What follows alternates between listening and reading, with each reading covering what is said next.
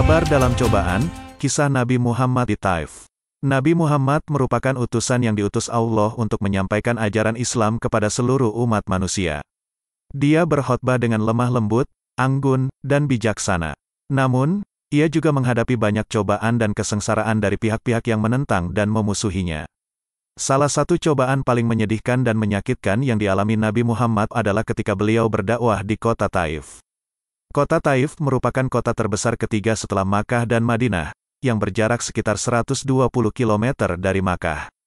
Kota ini dihuni oleh suku Sakif yang merupakan salah satu suku terbesar dan terkaya di Jazirah Arab.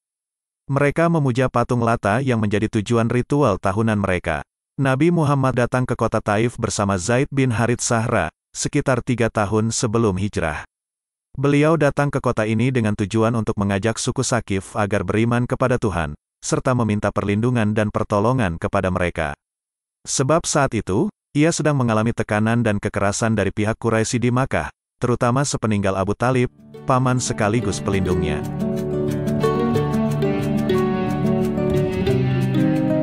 Namun apa yang terjadi di kota Taif sangat bertolak belakang dengan ekspektasinya. Tidak ada seorang pun dari suku Sakif yang mau mendengarkan dan menerima dakwahnya. Bahkan, mereka menolaknya dengan sangat kasar dan angkuh. Mereka menghina, mencela, dan mengejeknya. Mereka juga membujuk orang-orang bodoh dan budak-budak mereka untuk berteriak dan melemparinya dengan batu. Nabi Muhammad dan Zaid bin Harits Sahra berlari menghindari lemparan batu yang menghujani mereka. Tubuh keduanya berlumuran darah. Zaid bin Harits Sahra berusaha melindungi Nabi Muhammad dengan tubuhnya, namun tetap saja dihantam batu. Mereka lari jauh-jauh keluar kota Taif, dan beristirahat di bawah pohon palem. Di bawah pohon palem, Nabi Muhammad memanjatkan doa yang sangat mengharukan. Dia mengeluhkan keadaannya kepada Tuhan, dan memohon agar murkanya tidak diungkapkan kepadanya. Ia pun meminta agar diberikan fasilitas dan ruang dalam dakwahnya. Ia berserah diri dan bertawakal kepada Tuhan yang Maha Pengasih lagi Maha Penyayang.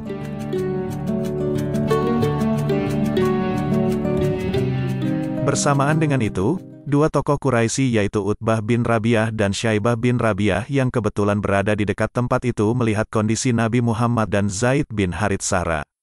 Mereka merasa kasihan padanya, meskipun mereka tidak percaya padanya. Mereka menyuruh budak mereka bernama Adas, yang beragama Kristen, untuk memberi mereka berdua seikat anggur. Adas memberikan anggur tersebut kepada Nabi Muhammad, dan beliau menerimanya dengan mengucapkan, Bismillah. Adas terkejut mendengar ucapan itu, dan bertanya dari mana asalnya. Nabi Muhammad menjawab bahwa dia berasal dari Makkah.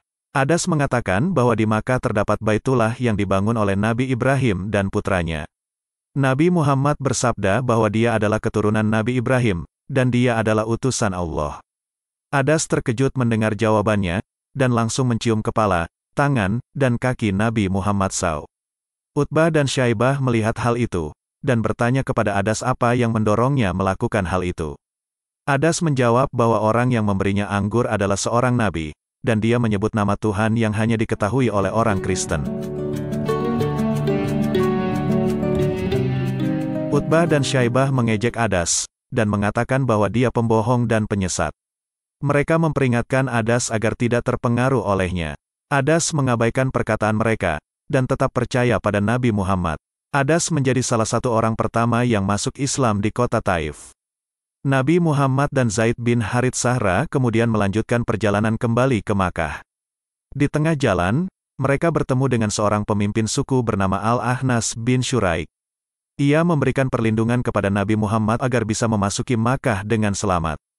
Nabi Muhammad menerima tawaran tersebut, dan bersama Al-Ahnas bin Syuraik, dia memasuki Makkah.